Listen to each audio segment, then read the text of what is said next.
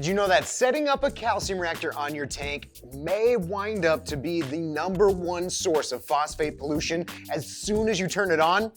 Is this something that you can solve, or are calcium reactors destined to be the last thing I'd ever recommend using again? Find out today. Today, we not only answer that main question about calcium reactors and phosphates, but along the way, we'll also answer what calcium reactor media actually is, how coral skeletons versus mined media can greatly affect your reactor's performance, and what role choosing to run a calcium reactor can play on your tank's pH. A while back, we conducted a series of investigative tests on calcium reactor media to find out their concentrations and how different flow rates and pH values changed those concentrations. Within that testing, I also sought to answer if calcium reactor media added any trace elements back into the tank.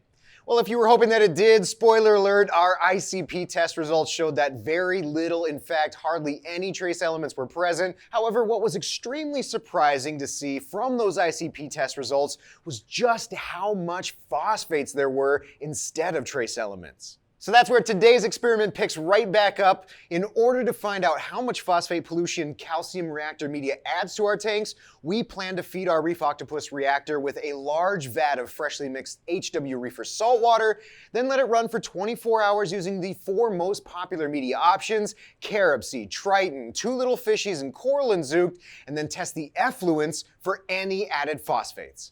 Just by looking at all 4 of these media types side by side, you can visually tell that each one is some different form of calcium carbonate. Actually, there's 3 polymorphic forms of calcium carbonate, being aragonite, calcite, and vaterite.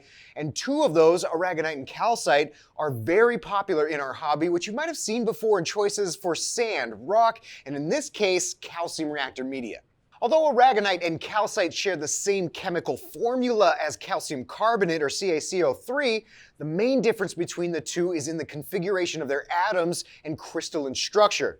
The exact geology and process of how aragonite and calcite are formed can quickly get complicated. However, it would be pretty safe to delineate the two with this basic understanding for the purposes of today's test. Aragonite is primarily formed through biological and physical processes like corals building skeleton or inverts building protective shells, which can either be as recent as the last decade or as old as thousands to perhaps millions of years ago. Calcite, on the other hand, can be the primary calcium carbonate form in various limestone formations or under different environmental conditions, even marble or dolomite with a much denser structure. First step for our testing was to find a reactor pH set point for each media type that provided as close to a 30 DKH effluent concentration as possible. After that, we let each type run through a reactor for 24 hours, then ran a series of tests for phosphates in the effluent. Starting with a baseline phosphate reading of 0.04 from the HW Reefer saltwater, we tested the most popular carob sea arm aragonite media first and found that at 6.1 pH there was an average of 29.77 DKH. As for phosphates, the arm media tested at an average of 0.12, which is 0.08 parts per million more phosphate than the source water.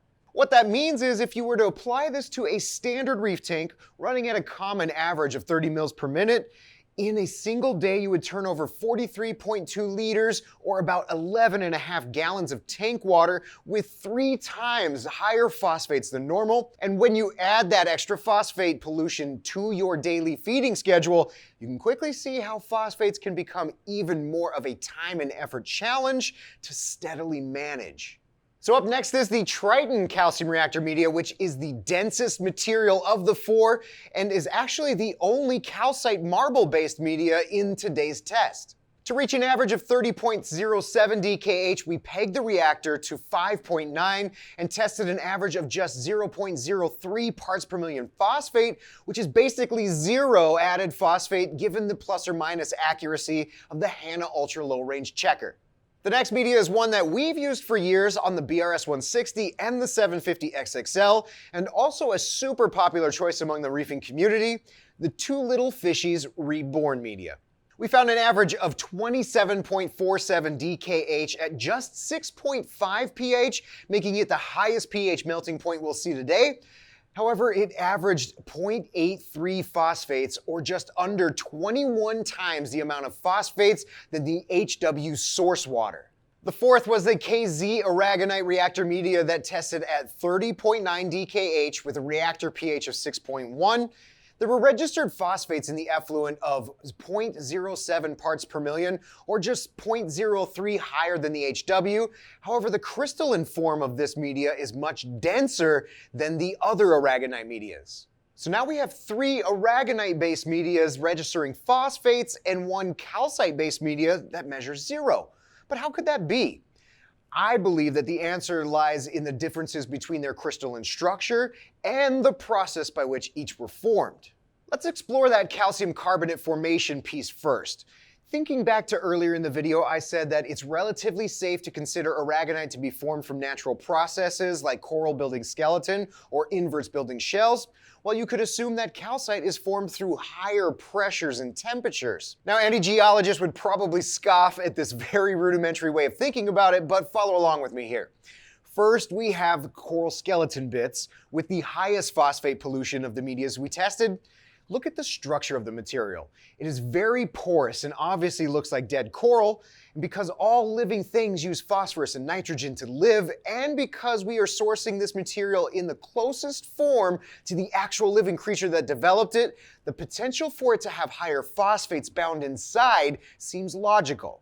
Now, looking at the Carib Sea arm with the second highest phosphate pollution, its crystalline structure is definitely denser than the coral skeleton bits, although some pieces still resemble old corals.